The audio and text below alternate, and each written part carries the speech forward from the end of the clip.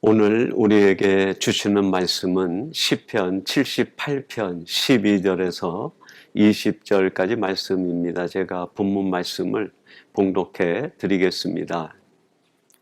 옛적에 하나님이 애굽 땅 소환들에서 기이한 일을 그들의 조상들의 목전에서 행하셨으되 그가 바다를 갈라 물을 무더기같이 서게 하시고 그들을 지나가게 하셨으며 낮에는 구름으로 밤에는 불빛으로 인도하셨으며 광야에서 반석을 쪼개시고 매우 깊은 곳에서 나오는 물처럼 흡족하게 마시게 하셨으며 또 바위에서 시내를 내사 물이 강같이 흐르게 하셨으나 그들은 계속해서 하나님께 범죄하여 메마른 땅에서 지존자를 배반하였도다. 그들이 그들의 탐욕대로 음식을 구하여 그들의 심중에 하나님을 시험하였으며 그뿐 아니라 하나님을 대적하여 말하기를 하나님이 광야에서 식탁을 베푸실 수 있으랴. 보라, 그가 반석을 쳐서 물을 내시니 시내가 넘쳤으나 그가 능히 떡도 주시며 자기 백성을 위하여 고기도 예비하시랴 하였도다. 아멘. 오늘 주일은 주신 말씀 시편 78편 12절에서 20절 말씀을 갖고 일상의 충만한 은혜라는 제목으로 하나님의 말씀을 전하도록 하겠습니다. 저는 개인적으로 신앙생활이란 보물찾기와 같다, 그런 생각을 합니다. 어린 시절에 소풍을 가면 선생님들이 그 곳곳에다가 보물을 숨겨 놓으시고 정한 시간이 되면 우리들로 하여금 그 보물을 찾게 하셨습니다. 근데 그 보물을 찾는 비결이 있었는데, 내가 보물이 있을 만한 곳이다라고 생각하고 찾는 것이 아니라 선생님의 마음을 따라서, 선생님은 어디에다 보물을 감추셨을까? 선생님들의 그 마음을 따라서 가보면 거기에 틀림없이 보물이 적혀 있는 쪽지들이 숨겨져 있는 것을 보게 되었습니다. 여러분, 우리 신앙생활도 마찬가지 아닐까요? 우리가 살아가는 일상은 하나님이 곳곳에 숨겨 놓으신 보물 창고와 같은 곳인데, 어떻게 하면 우리들이 그렇게 하나님이 예비해 놓으신 하늘나라의 보물, 영적 은혜들을 찾아가며 누리며 살아갈 수 있을까요? 그렇습니다. 바로 하나님의 마음을 따라 살아갈 때, 우리가 살아가는 곳이 어디든 우리는 그곳에서 하나님이 예비해 놓으신 영적인 은혜와 하늘나라의 보물들을 누리며 살아갈 수 있게 됩니다. 1896년에 미국 조합교회에 찰스 멀러 셀던 목사님께서 소설을 하나 쓰셨습니다. 그 소설의 제목이 예수님이라면 어떻게 하셨을까 하는 제목의 소설입니다. 당시 미국 사회가 굉장히 혼란하고 어려운 시대였는데, 그러한 때에 예수님이라면 어떻게 생활하시고 어떻게 생각하시고 어떻게 사셨을까 하는 것을 추적해가는 소설이었습니다.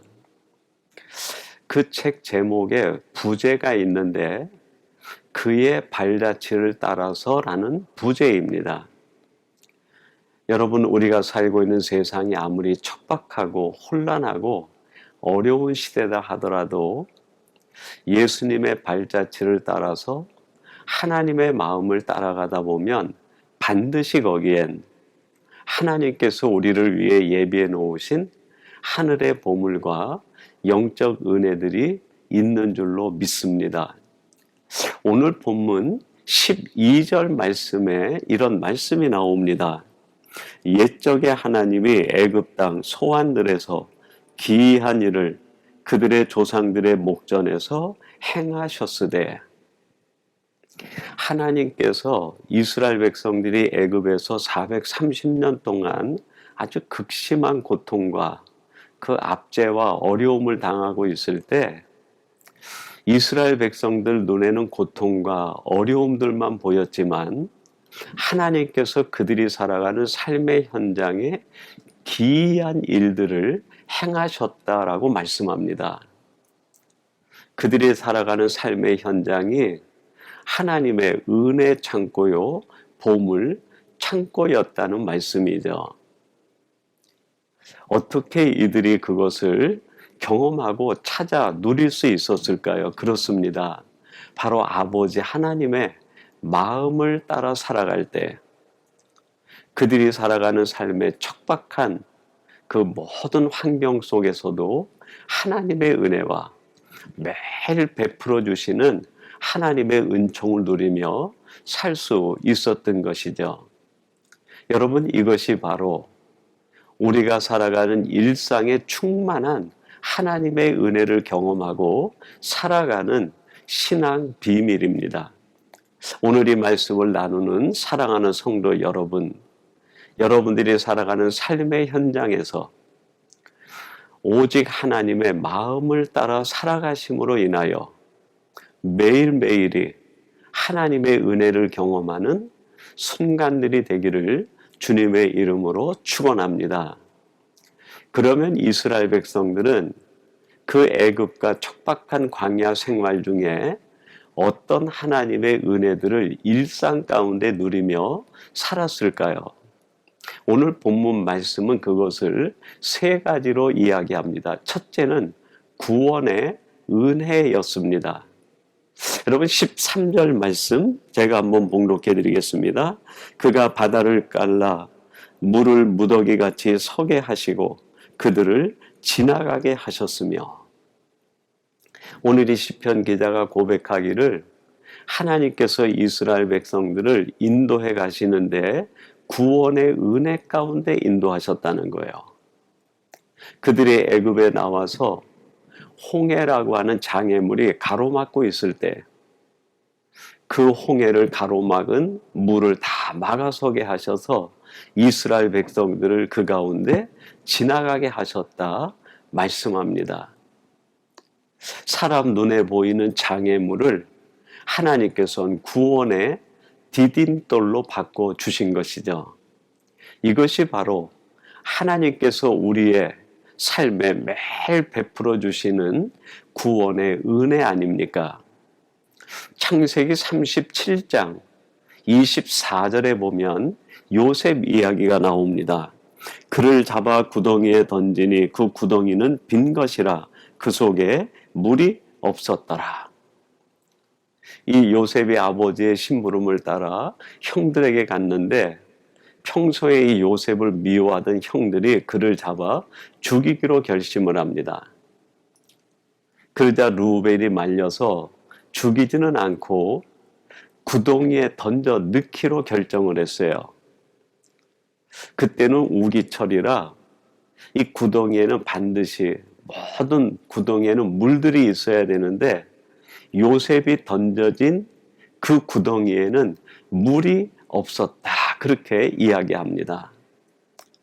사람들은 우리를 우리 인생의 가장 절망의 구덩이에 밀어 넣으려고 하지만 하나님은 그 속에서도 희망을 준비하시고 구원을 예비하시고 은혜를 준비해 주시는 것 아닙니까?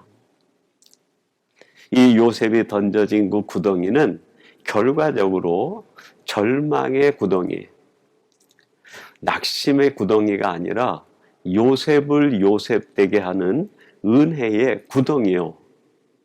요셉이 장차 애굽의 총리가 될 수 있는 놀라운 은총의 구덩이로 바꾸어 주신 거예요. 여러분, 하나님은 과거에 이스라엘 백성들과 요셉에게 그렇게 하셨듯 지금도 우리들에게 똑같이 행하신다고 저는 믿습니다. 혹시 지금 여러분들이 만나고 있는 장애물과 깊은 구덩이에 처해 있다고 하면 낙심하지 마시고 필경 하나님께서 그 구덩이를 은혜의 구덩이로, 구원의 구덩이로 바꾸어 주실 것을 믿고 담대하게 여러분의 일상에서 하나님이 주시는 은혜를 맛보고 살아가는 성도들이 되시기를 주님의 이름으로 축원합니다. 두 번째는 이스라엘 백성들이 애굽과 광야 여정에서 어떤 은혜를 경험했습니까? 그렇습니다. 동행의 은혜를 경험했습니다. 오늘 본문 14절 말씀입니다. 낮에는 구름으로 밤에는 불빛으로 인도하셨으며. 얼마나 감격스럽고 놀라운 말씀입니까?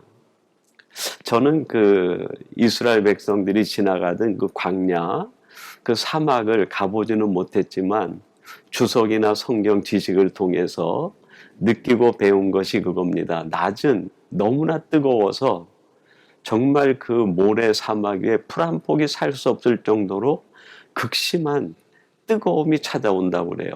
불시험 같은 거죠. 그리고 밤에는 그 온도차가 너무나 커서 그 추위에 벌벌 떨어야 되는 고통이 찾아온다고 합니다. 여러분, 우리가 살아가는 인생 여정이 이렇지 않습니까? 때로 예기치 않은 불시험이 찾아오고 내 인생을 완전히 추위에, 고통에 몸서리치게 만드는 고통들이 찾아올 때가 있습니다.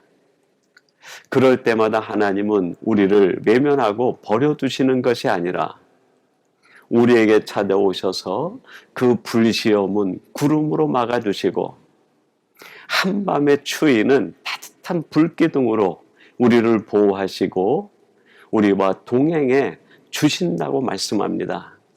사랑하는 성도 여러분, 하나님은 여러분보다 더 가까이 여러분 중심에 마음에 임재하셔서 여러분과 동행하시고 여러분을 지키고 인도해 주실 줄로 믿습니다.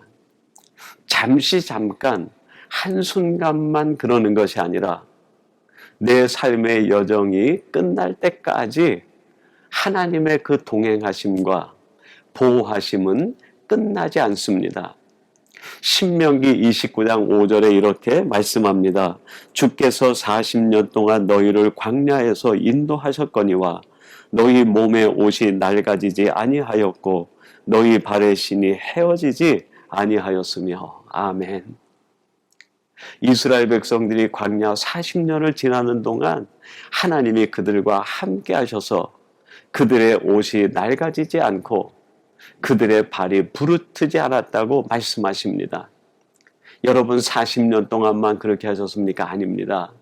이스라엘 백성들이 애굽에서 고통받는 430년 동안 하나님은 언제나 그들과 함께 하시고 그들의 탄식 소리를 들으시고 그들의 눈물과 우고를 기억하셨던 분이 하나님이십니다. 이스라엘 백성들에게 그렇게 함께 하신 하나님이 바로 지금 우리와 함께 하시고 동행해 주시는 줄로 믿습니다. 사랑하는 성도 여러분, 여러분은 결코 혼자가 아닙니다. 여러분이 눈물 흘리고 있을 때 하나님이 그 곁에 계시고 여러분이 큰 어려움에 봉착했을 때 하나님은 여러분 곁에서 방패와 파수꾼이 되어 주시는 줄로 믿습니다. 인생의 무서운 파도가 여러분을 집어삼킬 것처럼 다가올 때 하나님께서는 여러분 곁에 오셔서 그 모든 파도를 누그러뜨리시고 거기에서 여러분의 생명을 지키시고 끝까지 여러분과 동행하시며 안전한 항구에 이를 때까지 동행해 주시는 줄로 믿습니다. 이 하나님, 이 좋으신 주님을 생각하고 오늘 여러분이 걸어가는 인생 여정에서 담대히 믿음으로 나가는 복된 성도들이 되시기를 바랍니다. 세 번째, 이스라엘 백성들이 그러면 어떤 은혜를 경험했을까요? 그렇습니다. 채움의 은혜였습니다. 오늘 본문 15절은 이렇게 말씀합니다. 광야에서 반석을 쪼개시고 매우 깊은 곳에서 나오는 물처럼 흡족하게 마시게 하셨으며, 여러분 그 광야 생활에서 가장 필요한 것이 생수 아닙니까? 그 타들어가는 목을 죽일 수 있는 한 잔의 생수, 그 어디에도 보이지 않는데 하나님께서는 깊은 곳에 감추어 두신 그 생수의 샘을 터뜨려 이스라엘 백성들을 흡족히 마시게 해주셨다고 말씀합니다. 그렇습니다. 하나님은 우리를 생수로 채워주시는 분이에요. 여러분, 우리 인생의 진정한 생수, 그분은 바로 예수 그리스도 아닙니까? 하나님께서는 우리들을 예수님을 보내주셔서 우리의 갈증과 영혼에 타들어가는 모든 인생의 문제들을 해결하시고 채워주시는 분이세요. 여러분, 오늘 본문 19절에는 이렇게 또 말씀을 하십니다. 그뿐 아니라 하나님을 대적하여 말하기를 하나님이 광야에서 식탁을 베푸실 수 있으랴. 이스라엘 백성들이 하나님을 불신하며 탄식 섞인 어조로 이야기합니다. 하나님이 어떻게 이 광야에서 우리에게 식탁을 예비하여 먹일 수 있겠느냐. 여러분, 하나님께서는 이스라엘 백성들이 어느 곳에 있든 어디를 지나가든 늘 그들의 일용할 양식과 소산에 복을 두시고 그들의 삶에 넘치는 하늘나라의 식탁을 채워서 먹여주신 분이세요. 그의 영혼의 갈증을 채워주시고 육신의 필요를 채워주시고 그의 삶의 필요를 채워주시고 그의 자녀들의 앞날에 필요한 것들을 넘치게 채워주신 분이 하나님이십니다. 이 하나님을 이 땅에 오신 예수님께서 우리에게 소개하시고 믿으라고 말씀합니다. 여러분, 그것이 산상수훈 말씀 가운데 나오는데요. 마태복음 6장 33절, 얼마나 유명한 말씀인지 모릅니다. 제가 한번 봉독해 드리겠습니다. 그런즉 너희는 먼저 그의 나라와 그의 의를 구하라. 그리하면 이 모든 것을 너희에게 더하시리라. 너희들이 왜 매일 살아가는 인생 여정에서 마실 것과 먹을 것과 입을 것을 걱정하고 염려하느냐? 그러지 말고 오직 하나님을 믿고 그분을 붙들라고 당부합니다. 왜냐하면 그리할 때 너희의 필요를 아시는 하나님께서 이 모든 것들을 너희에게 채워 주실 것이기 때문이라고 말씀합니다. 여러분, 하나님을 붙들면 내가 붙든 그 하나님께서 내 인생의 갈증을 멈추게 해주십니다. 내가 하나님의 말씀을 붙들면 그 말씀 가운데 약속하신 하나님께서 그 약속대로 우리의 모든 필요한 것들을 더해 주십니다. 오늘 여러분이 살아가는 인생 여정, 삶의 자리는 우리 인간의 눈으로 볼 때에는 애굽 땅과 같고 광야와 같이 척박하게 보일 수 있어요. 그러나 그것은 결코 광야가 아니고 애굽이 아니고 척박한 땅이 아닙니다. 보물 찾기와 같이 우리를 위하여 하나님이 예비하신 온갖 하늘의 보물이 가득 있는 곳입니다. 하나님이 주시는 영적인 은혜가 샘물처럼 흘러가는 곳이 바로 하나님이 허락하신 나의 삶의 자리, 나의 삶의 현장입니다. 그러면 한 가지 질문할 수 있을 것 같아요. 왜 하나님이 이렇게 우리의 삶의 자리에 하늘의 보물과 하나님의 은혜를 가득 채워주셨는데 왜 그것을 발견하지 못하고 느끼지 못하고 찾지 못하고 살아가고 있는가? 오늘 본문 말씀이 그것에 대하여 지적합니다. 바로 원망 때문이라고 말씀합니다. 여러분, 오늘 본문 20절 말씀, 마지막 절 말씀인데요. 제가 한번 봉독해 드리겠습니다. 보라, 그가 반석을 쳐서 물을 내시니 시내가 넘쳤으나 그가 능히 떡도 주시며 자기 백성을 위하여 고기도 예비하시랴 하였도다. 애굽 430년 동안, 광야 40년을 지나는 동안 하나님께서 저녁에는 고기로, 아침에는 만나로 먹여주시고 구원의 은혜와 동행의 은혜와 체험의 은혜를 베풀어 주셨지만 그들 마음속에는 원망이 가득했던 거예요. 이 모든 걸 먹으면서도 하나님께서 우리들이 필요한 것을 정말 채워줄 수 있겠느냐, 원망과 불신과 하나님에 대한 그들 삶의 불순종으로 가득 찼던 겁니다. 여러분이 원망 때문에 그들의 영적인 눈이 어두워지게 되었고, 그래서 결국 그들은 하나님의 은혜 가운데 있으면서도 그거를 깨닫지 못하고 보지 못하고 알지 못하는 어리석은 사람으로 전락해 버리고 맙니다. 여러분, 우리 마음에 원망이 들어오면 우리의 영적 눈이 어두워지게 됩니다. 그렇게 되면 이 세상 하나님이 예비해 놓으신 하늘의 보물과 영적인 은혜들이 보이지 않아요. 이걸 내려놓을 때 비로소 우리가 살아가는 삶의 현장과 내 삶의 자리는 하나님의 보물 창고요, 은혜의 강물이 흘러가는 충만한 은혜의 장소인 것을 깨닫게 됩니다. 제가 좋아하는 시 가운데 고운 시인이 쓰신 그 꽃이라는 제목의 시가 있습니다. 아주 짧은 전문으로 되어 있는데 제가 한번 봉독해 드리겠습니다. 내려갈 때 보았네, 올라갈 때 보지 못한 그 꽃. 지금 이 시인이 이야기합니다. 내가 올라갈 때는 보지 못한 그 꽃을 내려갈 때 보게 되었다.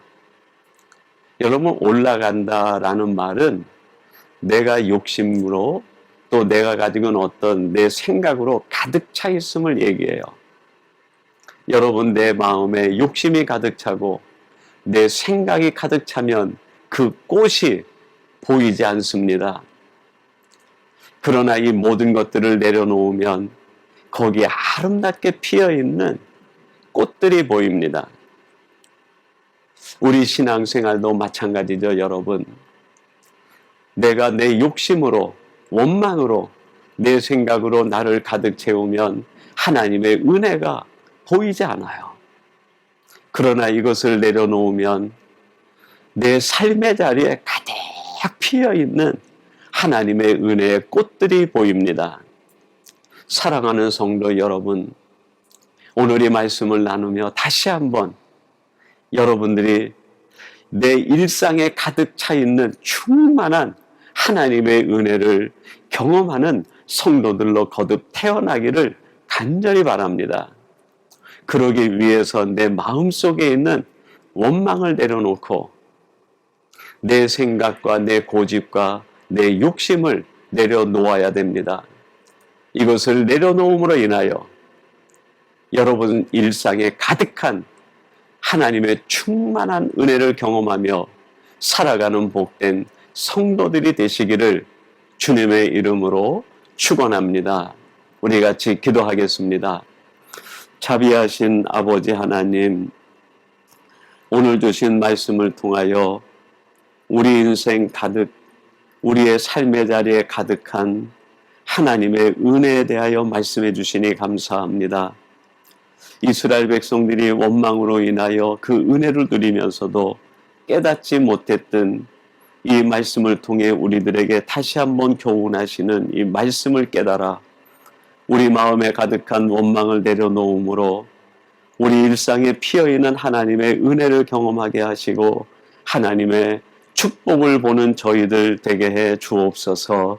예수님의 이름으로 기도하옵나이다. 아멘.